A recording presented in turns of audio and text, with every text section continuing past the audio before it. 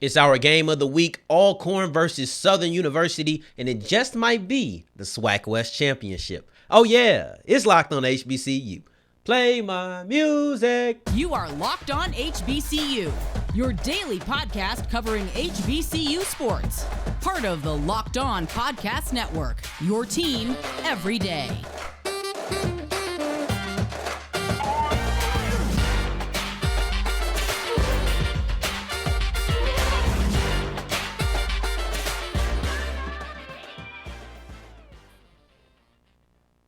What's going on, family? Welcome back to another episode of the Locked On HBCU podcast, your number one daily one-stop shop for everything HBCU athletics, Monday through Friday, part of the Locked On Podcast Network, your team every day. And I, of course, am Darian Gray, a.k.a. the Mouth of the South, Texas Southern alum and former TSU Herald Sports editor. Thank you for going on this journey with me, making Locked On HBCU your first listen of the day every day. And remember, just because the mic cuts off does not mean that it's time for your journey to be over. It just means it's time to follow me on Twitter at South Exclusives. And today's episode of Locked On HBCU is brought to you by Sling TV. Sling has something for everyone, especially when it comes to college football coverage. With massive lineups of games across the ACC, Big 12, Pac-12, and SEC, I can always catch the games I want to see this week on Sling TV. So go ahead and check them out to see a massive lineup of games that they have all season long. Sling, the TV you love for a price you'll love.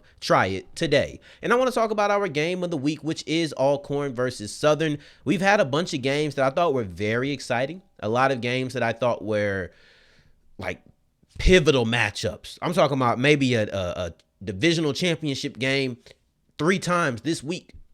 Alcorn versus Southern, Benedict versus Albany, Bowie versus Virginia Union. Like, these felt like major matchups, but this right here was our game of the week, the numero uno, the top spot.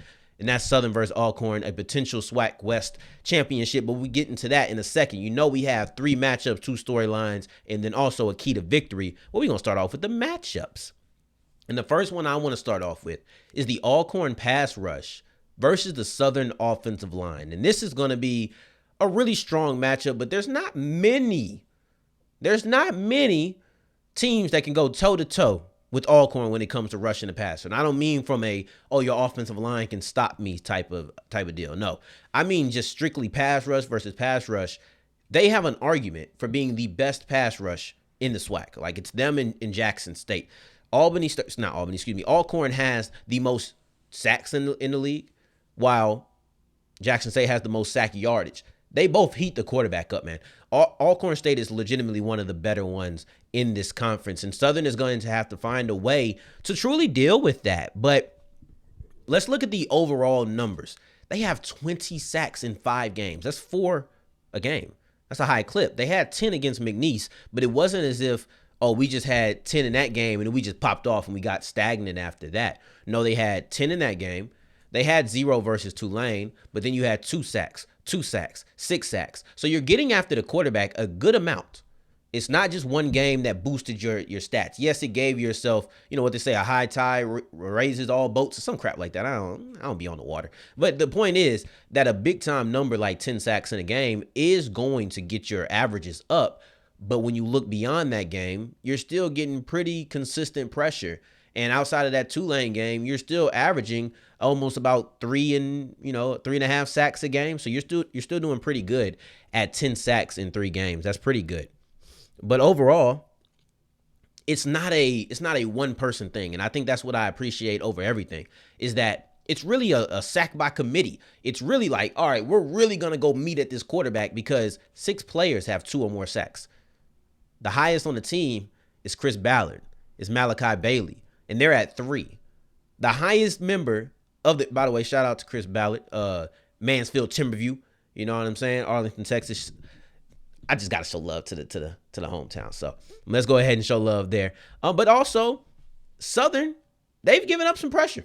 They have definitely given up some sacks. So let's look at it. They've done better as of recent, but they had 3 sacks to LSU. They had 4 sacks to Texas Southern. Then also, they had 1 sack the next game and 2 against Prairie View. But most of these games, they're ending up around 2 sacks. So the over-under that I'm going to give is 2.5 sacks. That's the magic number. Can they get to 3?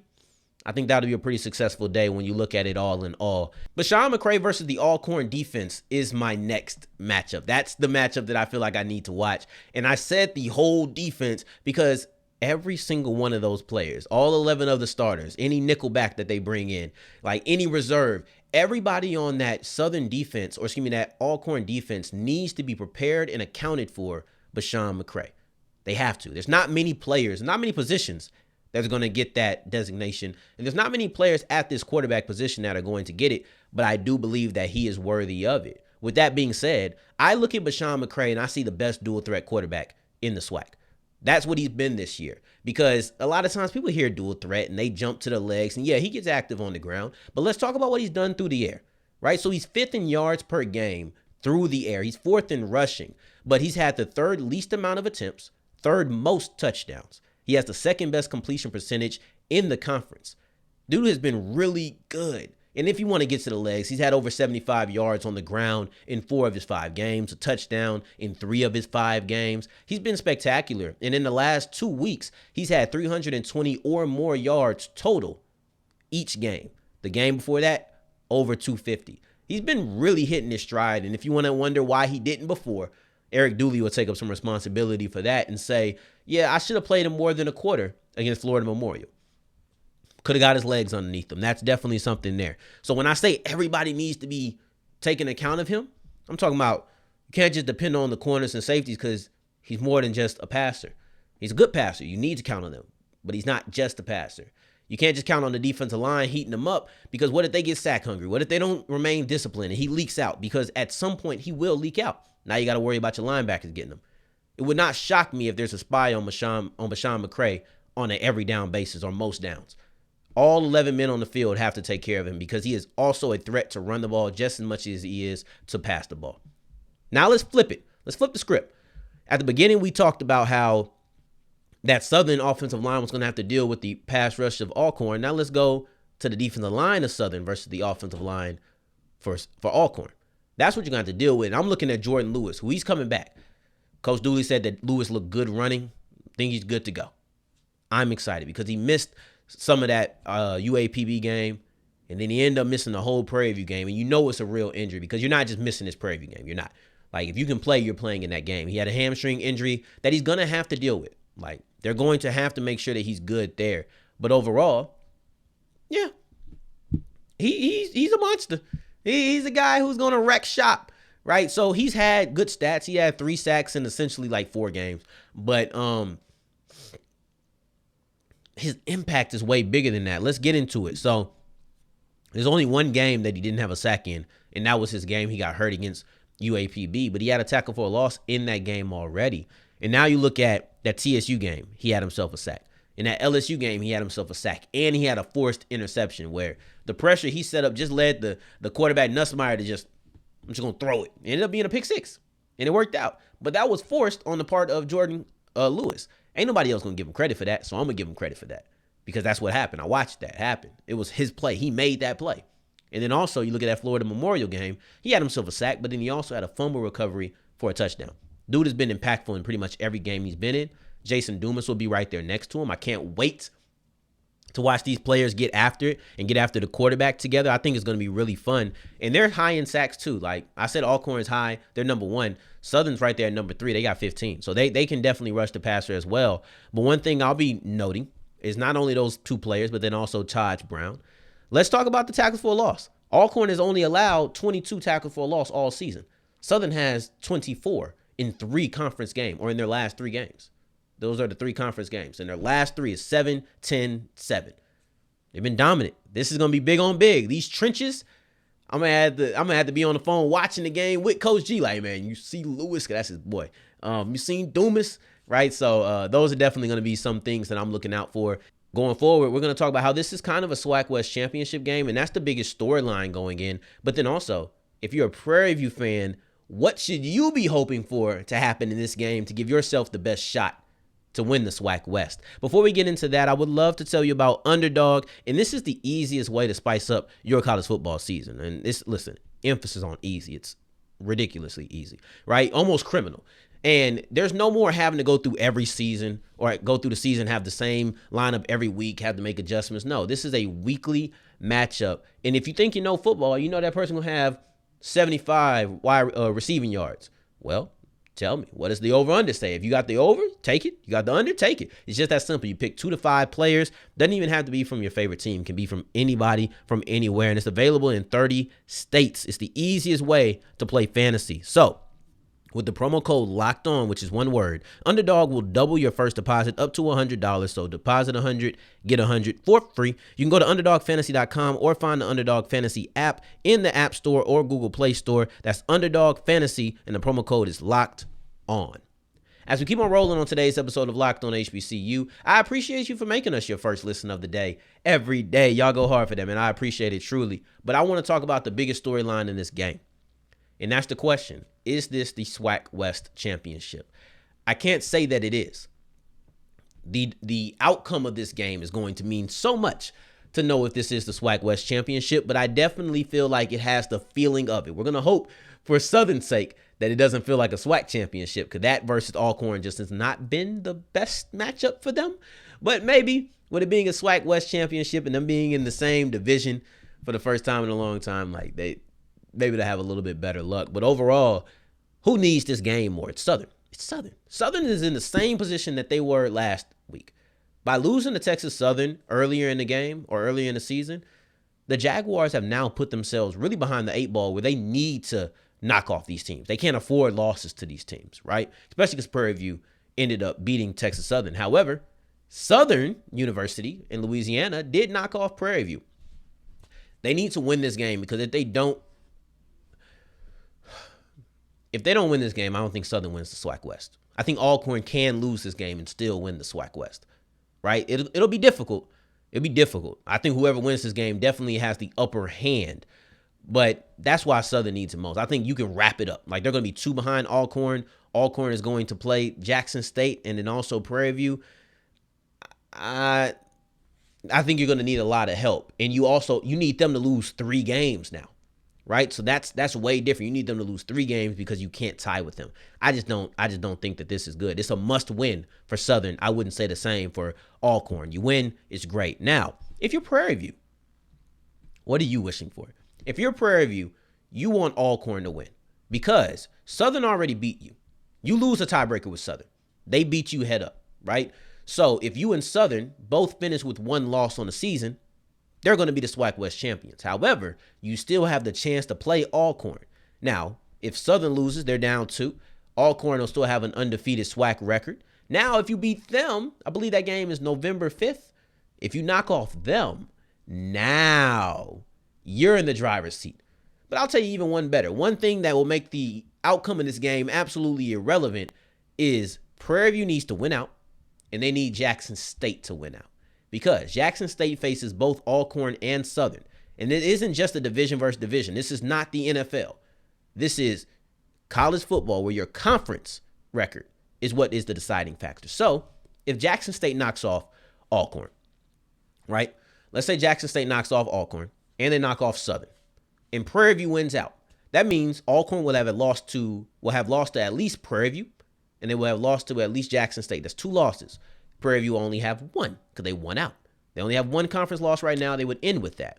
Then if Jackson State knocks off Southern, that would give Southern 2 losses, 1 to TSU and now 1 to JSU. And if Prairie View wins out, they would only have 1 loss. So now, PV winning out, Jackson State winning out, it takes care of all the competition. Grambling already has much more than 1 loss. Texas Southern already has 2 losses, right? UAPB, I think, is winless right now. They might be 0-3. You're looking at this type of situation where you win out, Jackson State wins out, and the division is yours. And then you'll be facing Jackson State again in the conference championship. But then also the other storyline is Alcorn for real? Is Alcorn for real, or are they just a fraud that had an easy schedule, right? I believe they are for real. I'll say that right now. But I do want to present the argument. And with a little time to think, I definitely understand where it's coming from. If you want to make the argument that they don't have a quality win, it's hard to argue you. Right? You can talk about the historical significance of their win over McNeese State, but they haven't proven themselves to be a good team either. They're 1-4, right? So I think they even lost to Mississippi College, if I'm not mistaken. So they are not a team that's shown themselves to be a win that should be paraded up. No. All right. Now you go into UAPB, Mississippi Valley State. Those are two of the lower teams in the conference. They have not beaten a quality team. I thought they went toe-to-toe with Stephen F. Austin. And in that game, they looked good. I've seen attributes where they have looked good, right? So if you want to just say looking good against good competition, they're there, right? And if you want to talk about playing who's on your schedule and knocking off who's on your schedule, they did that as well. The attributes that they had against a good team, and then also the attributes that they had against some of the lower level teams have been the same. It wasn't a big drop-off. It was a drop-off against Tulane, but outside of that, it really wasn't. So when I'm looking at this, I know there's going to be people who still want to see the quality win. Southern has been hyped from the moment the season started. They had a 2-week span after they lost to TSU that people was kind of like, they was kind of souring on them. But for the most part, they've been praised since the moment the season started. This is a quality win. That's what you need. So for many people, this will be a deciding factor win. If they lose, they were a facade. If they win, everything they did to start off the season was right. To me, I look at the fact of what they done on offense, right? So you drop 27 on SFA. You take out that Tulane game where they got shut out, and against all FCS opponents, they haven't scored less than 27 points. They dropped 30 points in every other game. Jarveon Howard, he looks like a good running back who can explode at any moment. Aaron Allen is really settling in. That's something that Coach Dooley talked about this week during in the lead up to the game. They look like a solid team. To me, they are. To me, they passed the eye test. Now we'll see them against Southern, and maybe Southern knocks them off, and all right, Southern is back to the lead dog. But as of right now, Alcorn, I do think, is a for real team. If you need to see them have a quality win, then let's just see how they perform on Saturday. And going forward, we're going to be talking about our key to victory for Southern and Alcorn, and then a little bit of quick HBCU hits as we run around the country. As we're wrapping up today's episode of Locked on HBCU, we have one key to victory for both Southern and Alcorn. I'm going to start off with the Southern Jaguars, and that's stop Jarveon Howard. I know you ain't think we was going to go this whole show without mentioning the front runner for the newcomer of the year. Come on, man. I wasn't going to do that. I purposely held him out because I didn't want to double anything up. I didn't want you to have to hear the same information twice. But the key to winning is stopping Jarveon Howard.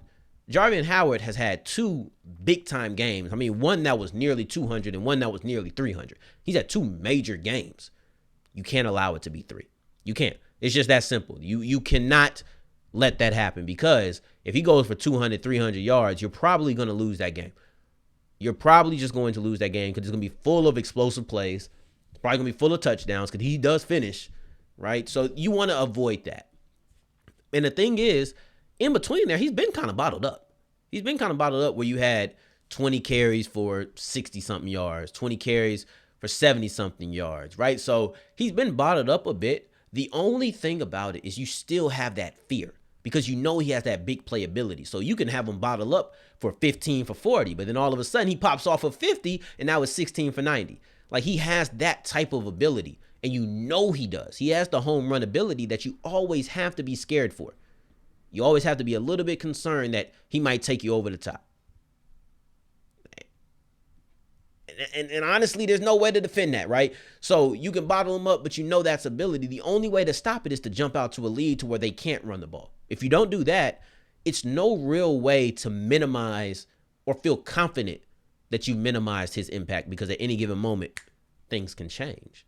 So that's my thing. You have to stop Jarveon Howard. And even doing that, it's not going to guarantee you a win. Aaron Allen threw for 300 yards last week.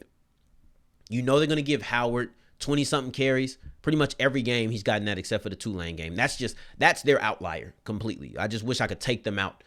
But I know that people are going to go look at the stat sheet, and I have to mention it every time just to make sure. But overall, he's going to get about 20 carries. If you can stop those 20 carries, if you can stop him and hold him to about under 80, that's good. You know they're going to want to run the ball. Stop them there. Now, if you're Alcorn, you got to protect the football.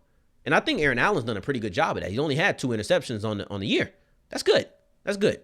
But Southern does everything on defense. 2nd in total yards, 2nd in rush defense, 3rd in pass defense, 2nd in scoring defense. Against a team that ranks that high in pretty much every defensive metric, you cannot make mistakes because you know they're going to take up on them. Like, you know that as soon as you slip up, they're going to catch you. It's going to happen. So if you know that's going to happen and you know you're going to have to deal with it, you got to play mistake-free football. You have to. It's the only way. Now, also, they're second in the conference in interceptions. Not only that, they returned 4 of them for touchdowns. One was against LSU in that play that I referenced earlier. They know what to do when they get the ball in their hand. You just got to make sure they don't get the ball in their hand. Protect the football is the key to victory. Against a defense like that and an offense that is heating up, you cannot afford to lose the turnover battle. You just simply cannot. So if Alcorn is going to want to win against a defense of this caliber, then you're going to have to make sure that you protect the ball and do not give the offense of Southern short fields. You might not be able to afford it. It really might cost you the game. It's really that simple, right? Now I want to go around the world, but we're going to kind of stick with Southern. We know Southern and Prairie View got into a scuffle at the beginning of the last game. And shocker, the SWAC office says they're not going to suspend anybody until they can get all the numbers. In my opinion, I'm calling conspiracy. I think the SWAC knows that this is a big-time game versus Alcorn and Southern. You don't want to suspend anybody from Southern. Call me a conspiracy theorist if you want to, but that's my personal opinion on it. That's what I think is happening. They say that the review is taking longer than expected because they don't have jerseys on.